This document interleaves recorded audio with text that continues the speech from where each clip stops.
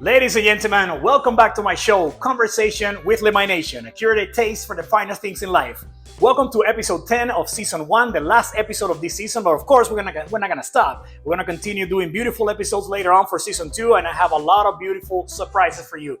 And definitely, I wanted to finish season 1 with a huge, beautiful surprise. So what I have here is a very special wine brand. And before I introduce the brand to you, I want to talk to you a little bit about the world of wine. Welcome you again to the world of wine. Of course, I've worked with many different products in my history in the industry. I still work for a tequila company, but my first passion was always wine.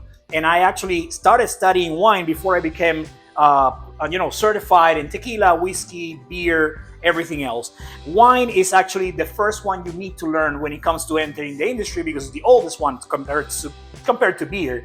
It's about 8,000 years of history. We all know that wine started with the Vitis vinifera in the mountains of the Caucasus in Georgia, and then it came down to different countries. And from that single grape, now today we have almost about 10,000 different varietals of wine. And when it comes to wine, of course, we always talk about countries like France, Italy, USA, Chile, Argentina, Australia, Spain, of course. But have you ever heard about Ukrainian wines? Yes, in Europe, a lot of people know about them, but here in the Americas, we are actually getting started with this type of wines. And what I have here is impressive products that are coming from a winery called SHABO. SHABO is a winery that was established in 1822, and they have been making wine for almost over 200 years. But it's a new product in the market of America. For example, it was my first time seeing it, and I was so impressed that I said, I have to feature this. So definitely, I want to talk a little bit about Ukrainian wine, something that you don't hear very often. And definitely, they have the varietals that we are very accustomed to in the Americas, but they do have 3 special varietals here that you haven't heard before, probably, if you're not in the wine business. So welcome back to the channel, and definitely I'm going to introduce you to what they can do. SHABO is creating impressive products, and I think you have to give them a chance. So welcome back, SHABO. Here we go. Season 1, episode 10. I'm very excited to try these wines, and I'm very excited to share it with you. Cheers.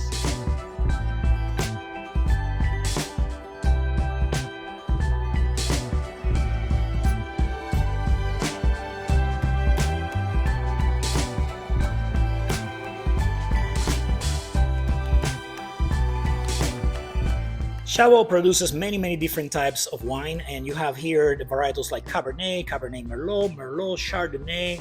It has Brut Rosé, Brut White, beautiful rosé bottles right here. Also Sauvignon Blanc and Pinot Grigio. Actually, I was really impressed with Pinot Grigio. Me and my wife shared a bottle this morning, and we were impressed with the quality. And I'm not generally a Pinot Grigio guy, but wow. That's one of the best Pinot Grigios I've ever tried in my life. But definitely, they do have a impressive lineup. These are not all the bottles they produce. They actually produce way more than this. So if you want to learn a little bit more about SHABO, just visit the website and check it out. We are back, and definitely we have plenty of wine in the table. Nothing wrong with that, but definitely we are going to concentrate on the first 3 in the middle. And the reason why is because these are varietals that probably you haven't heard of. What we have in front of us right here, especially in my right side, your left side, is the Grand Reserve Telti Kuruk. And also the Primo Seco that is also made with the varietal Telti Kuruk. Have you ever heard about Telti Kuruk before? Well, I'm gonna actually write it on the TV right here so you can read it because it's new for many of you. And Telti Kuruk is basically a white varietal that is indigenous from Ukraine, and it grows in the area near to the Black Sea. Now, Odessa and SHABO in that area have been planting this grape for generations. But actually, what I find fantastic is that they almost lost the grape because only 7 hectares were ever planted. And if they didn't keep producing it, the grape was going to disappear because it doesn't really grow anywhere else. And I think that's fantastic that Ukraine has been able to maintain the tradition using the Telti Kuruk. Telti Kuruk, the translation basically means foxtail. And that is because of the cluster of the grapes. It looks like a foxtail in the way that it drapes down. So I think it's a fantastic name as well. And definitely representing the culture and the pride of the people of Ukraine. And what I have here on my left side, your right side, is what we call Saperavi. It's a blend actually between Saperavi and Merlot. But Merlot is something you already know, but Saperavi is a grape that is from Georgia. It's one of the original grapes from Georgia that came also down through the mountains of the Caucasus, and now we can plant it in different places, especially in Ukraine. And now is that time, SHABO wines. I am so excited to try this again, and actually there are a few that I haven't tried. Especially, I have not tried the Saperavi yet, but I will definitely open. We'll start with the white wines, and then we're gonna work our way up to the red wine. So as soon as I come back, let's open this bottle and let's share it. Let's see what I think and what you guys think. Delicious. SHABO Winery. Welcome to Conversation with Lemay Nation, episode 10, season 1.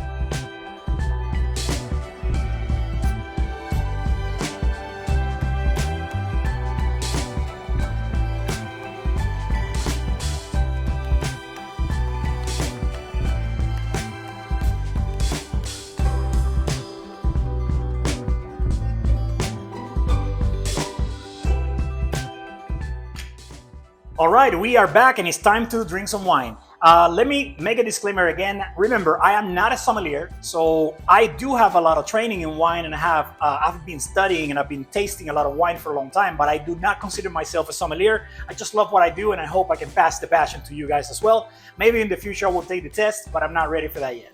But definitely I do enjoy wines, and we are going to enjoy this Teotihuacan. We're going to start with the Grand Reserve Teotihuacan. It's a white grape, of course, like I said, indigenous from Ukraine, and typically it represents very dry, very acidic wines. So let's see what we can see here. Definitely, when you're gonna look at a wine, you never want to do this. Always forward, and if you have a white canvas like this white table below you, it looks amazing because it can represent actually the actual color of the wine without something interrupting in the back with a weird color. So that's what you want to do. You want to look forward on the wine, and of course, oh yes, you want to start with the aroma first, and definitely on the nose, pear, a little bit of flower. The acidity doesn't really get there on the nose yet, but definitely when I try it, probably I'm gonna experience it. And on the nose, I can tell you right away that it's not a high alcoholic wine, and definitely I didn't even check on this one, but it's, yep, definitely 12% alcohol by volume, so that's very, very delicious to start.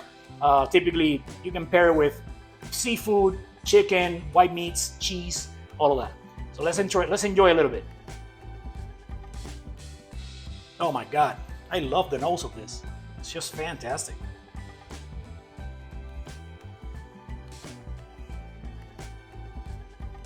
Wow, very impressive. It's got the terroir in Odessa and in that area with the Black Sea is typically limestone and sand. And they say that it imparts that minerality to the wine that is difficult to copy, and it makes it a very, wow, it tastes like a very elegant wine, like a very expensive wine. We're not going to talk pricing here, but definitely there are very affordable wines that are very elevated when it comes to the finish. Love it, love it. I am actually not going to lose too much time on explaining every single detail about it. I want you to visit the website and actually discover more about the Teotihuacan and the Grand Reserve, but this is a fantastic white wine. If you're into white wines, wow, because the acidity is there, but it's not overpowering, and it's just very, very elegant on the touch. Love that wine. Wow. So we're going to go to the second one because I actually want to finish the bottles myself, but I can't do it by myself. I will have to share it with some of my friends and my wife. And we are going to go to the second wine, which is the Primo Seco. This is a semi-sweet wine that is also made with the Teotihuacan. So this one is actually a sparkling wine. So I always say when you're opening a sparkling wine, put your finger on top, just to avoid any accidents. Let's take the casing first. Definitely when you take it, put your finger again there so you don't have that extra poof that can hit somebody in the face. And when you open a wine like this, I want you to remember, if you open it facing up, the power of the bubbles and the pressure of the bottle is going to come out. So if you don't want that to happen, my technique, or everybody's technique that know how to open this type of wine, is to just tilt it 45 degrees and just go slow. You grab don't be in a rush to open this like, no. Slowly. Just turn it slowly until you hear that little pop. There you go. And you see, no loss of wine, nothing. Perfect. Now turn it back up. You don't lose any product coming out of the bottle. That's the technique. Now we're going to enjoy it. Beautiful bubbles right there. The color very similar to the Grand Reserve, but of course with the sparkling nature of the second fermentation, and it's made with it's a style like it's kind of, if you want to compare it to something, the style that they make it there is kind of like Prosecco in Italy. So that's the idea. Beautiful color, beautiful bubbles. Smells amazing. Wow. This is the wine that you actually start the party with.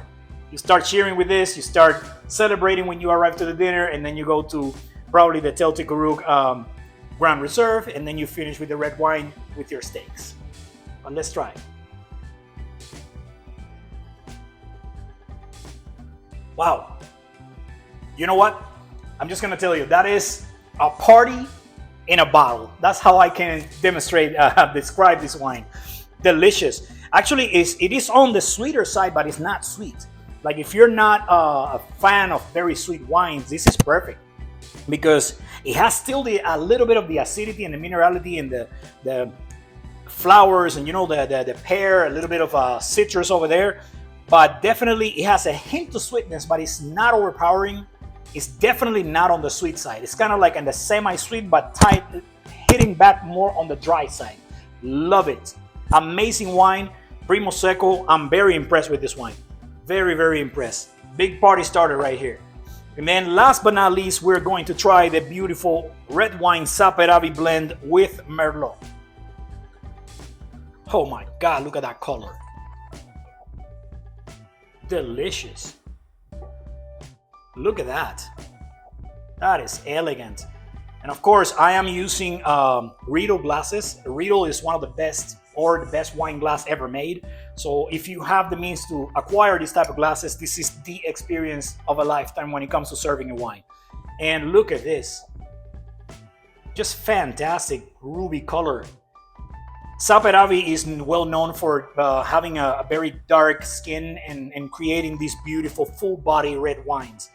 And with the Merlot blend, I am very, very interested in knowing how it looks like. Look at this Marangoni effect with the legs right there, but it doesn't seem like it has a lot of legs coming down. Like it doesn't seem like it's a high alcohol by volume. It's also 12.5. You can actually see it. It's 12.5. I was expecting like a 14, 15. So very, very elegant and low alcohol by volume for a red wine.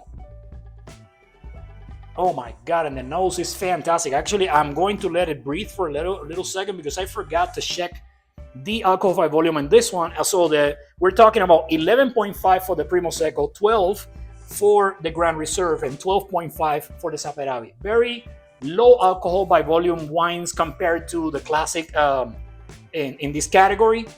And I'm loving it because it's not hitting you in the face with the alcohol. It's actually very subtle, very elegant, but don't get me wrong, it still has alcohol in it. It's just a few degrees below what you will expect with the red wine or with something like a Chardonnay or a Pinot Gris or something like that. But this is just fantastic. Oh my goodness. Now that I let it just a few seconds breathe a little bit, we're gonna experience the aromas. Interesting. It's growing and growing more with the contact with the oxygen.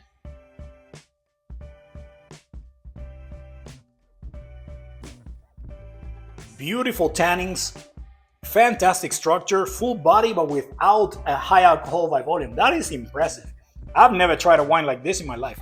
And I've tried a lot of good ones and a lot of bad ones too. Don't think like every single wine out there is good, and don't get confused with the pricing. Sometimes the most expensive is not necessarily the best, but typically they are, but not in all the cases. This is absolutely fantastic.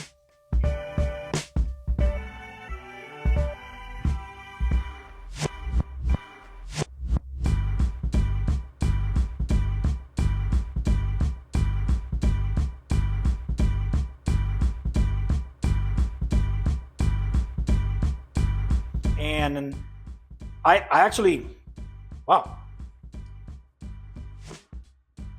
I'm having a blast with this guy. I'm actually trying it live with you. I'm not even preparing for this, but I want the wines to surprise me. I want the wines to actually talk to me. It's like when I open the bottle, I want the bottle to talk to me. I don't want to talk to the bottle. So that's what's happening right here.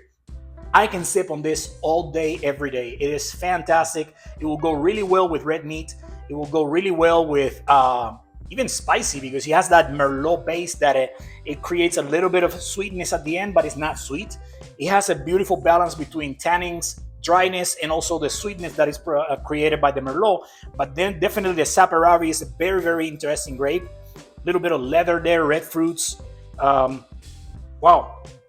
I'm very impressed. I'm typically more onto when I buy wine for myself, I'm typically more like a red wine person, but I do enjoy a lot of the white wines, and I think this is a product that can be enjoyed in any level.